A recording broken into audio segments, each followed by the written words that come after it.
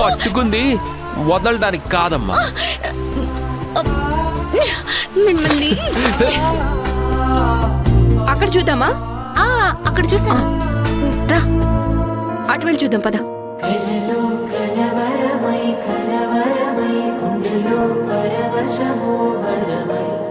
ఏకాంతాల చెరలో స్వేచ్ఛగా ఊహలే ఎన్నో కొంటి కథ